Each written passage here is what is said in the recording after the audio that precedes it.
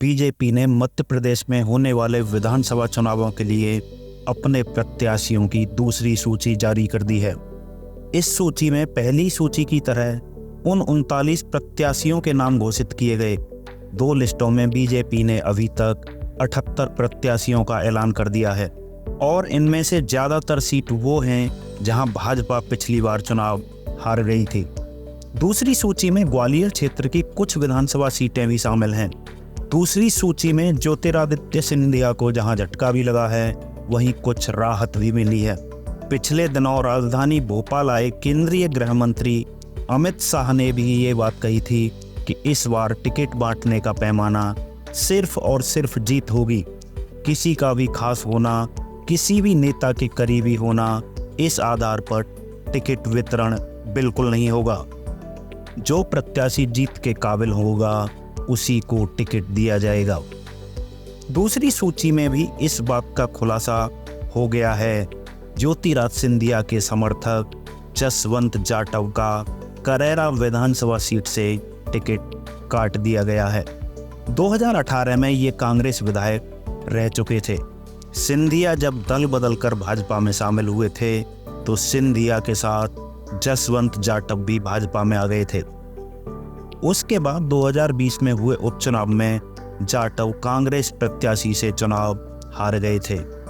अब साल 2023 में विधानसभा चुनाव के लिए भाजपा ने यहां से रमेश खटीक को प्रत्याशी बनाया है।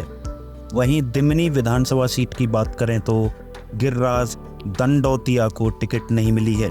गिरिराज भी सिंधिया के साथ ही बीजेपी में शामिल हुए थे और टिकट के लिए उम्मीद लगाए हुए थे। ये उपचुनाव में चुनाव हार गए थे। मुरैना जिले में सिंधिया के समर्थक रघुनाथ कसाना को पार्टी ने टिकट दिया है, जबकि डबरा से इमरती देवी पर विश्वास जताया गया है। यही नहीं, सिंधिया के करीबियों को ग्वालियर जिले के भितरवार विधानसभा सीट से भी टिकट दिया गया है। उनका नाम मोहन सिंह राठौड़ है। इस सीट से भाजपा के दिग्गज नेता गृह मंत्री नरोत्तम मिश्रा के भांजे विवेक मिश्रा और ग्वालियर की भाजपा जिला अध्यक्ष कौशल मिश्रा भी दावेदारी जता रहे थे, लेकिन यहाँ पर पार्टी ने ज्योतिरादित्य सिंधिया के समर्थक मोहन सिंह राठौड़ को टिकट दे दिया है। अब आपको बता दें कि भारतीय जनता पार्टी को सबसे ज़्यादा चिंता ग्वालियर चंबल इलाके में ही सता रही है, क्योंकि यहाँ पर नरेंद्र सिंह तोमर, ज्योतिरादित्य सिंधिया के अलावा एक और अलग वर्ग नारा चल रहा है, जिससे पार्टी को यहाँ भारी नुकसान होने का अंदेशा भी है। कहीं ना कहीं बीजेपी ने एक बैलेंस बना ही लिया, जहाँ महाराज और शिवराज दोनों संतुष्ट रहें, लेकिन अब देखना होगा कि यह रणनीति भाजपा को जीत दिलाने में कामयाब होती है या नहीं। चंबल क्षेत्र में सिंधिया का हमेशा से ही दबदबा देखा गया है। इसी वजह से पिछले चुनाव में कांग्रेस को इस क्षेत्र में जीत हासिल हुई थी। अब भाजपा सिंधिया का कितना फायदा उठा पाती है, और इस चुनाव में ये भी देखना होगा कि महाराज अपनी अग्नि परीक्षा में पास हो पाते हैं या नहीं। कांग्रेस से भाजपा में जाने के बाद भी जनता उन्हें विजय तिलक लगाती है या नहीं।